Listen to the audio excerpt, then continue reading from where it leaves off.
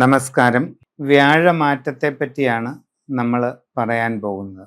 രോഹിണി നാളുകാർക്ക് വ്യാഴം മാറുന്നത് 3-ലേക്കാണ്. ഉച്ചക്ഷേത്രമായ കർക്കടക രാശിയിലേക്ക് മാറുന്നതിനാൽ ദോഷഭാവങ്ങളൊന്നും കാര്യമായിട്ട് അനുഭവപ്പെടുകയില്ല.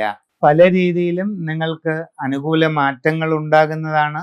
സാമ്പത്തികമായിട്ട് വളരെ പുരോഗതി ലഭിക്കാൻ ഇടയുണ്ട്. പ്രവർത്തന രംഗത്ത് ഒട്ടേറെ അനുകൂല പരിവർത്തനങ്ങൾക്കിടയാകുന്നതായിട്ട് കാണുന്നുണ്ട്.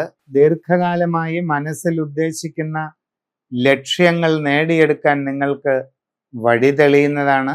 ജീവിതത്തിൽ നല്ല ആത്മവിശ്വാസത്തോടുകൂടി മുമ്പോട്ട് പോയി അവനവൻ്റെ കഴിവുകൾ ശരിയായി ഉപയോഗിച്ച് നല്ല പുരോഗതി നേടാനുള്ള സന്ദർഭമാണ് നിങ്ങൾക്ക് വരാനായിട്ട് പോകുന്നത്.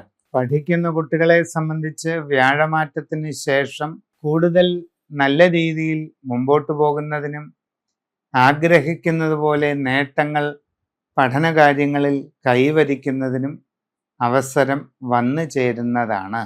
കച്ചവടക്കാർക്ക് തങ്ങളുടെ എല്ലാ രംഗത്തും കൂടുതൽ നേട്ടങ്ങൾ ഉണ്ടാകുന്നതാണ്.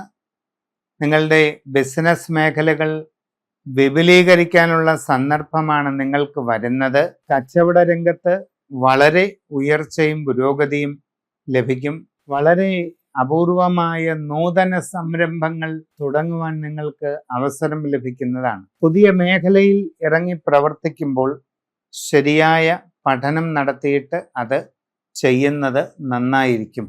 ജീവിതത്തിൽ ദീർഘകാലമായി ആഗ്രഹിക്കുന്ന കാര്യങ്ങൾ സാധിക്കുന്നതാണ്. ഗൃഹനിർമ്മാണം ആഗ്രഹിക്കുന്നവർക്ക് അധികം വൈകാതെ അത് തുടങ്ങുന്നതിനും അധികം വൈകാതെ അത് പൂർത്തീകരിക്കുന്നതിനുമുള്ള അവസരം വന്നു ചേരുന്നതാണ്. ഇങ്ങനെയുള്ള ഗൃഹനിർമ്മാണങ്ങൾ നടക്കുമ്പോൾ പാഴ്ചെലവുകൾ ഒഴിവാക്കാൻ പ്രത്യേകം ശ്രദ്ധിക്കുക. വിവാഹ ആലോചനകളിൽ വൈകാതെ തീരുമാനമാകുന്നതാണ്. കലാകായിക രംഗത്ത് പ്രവർത്തിക്കുന്നവർക്കൊക്കെയും പല വിധത്തിലുള്ള ഗുണാനുഭവങ്ങൾ വന്നു ചേരുന്നതായിട്ട് കാണുന്നുണ്ട്. ജീവിതത്തിൽ ആഗ്രഹങ്ങൾ സഫലീകരിക്കാൻ സാധ്യതയുള്ള സമയത്തിലൂടെയാണ് മുമ്പോട്ട് പോകാൻ പോകുന്നത്. സമഗ്രവും സമ്പൂർണവുമായ രാശിചിന്ത ചെയ്ത് വ്യാഴപ്രീതികരങ്ങളായ ഉചിത കർമ്മങ്ങൾ ചെയ്യുന്നത് നന്നായിരിക്കും.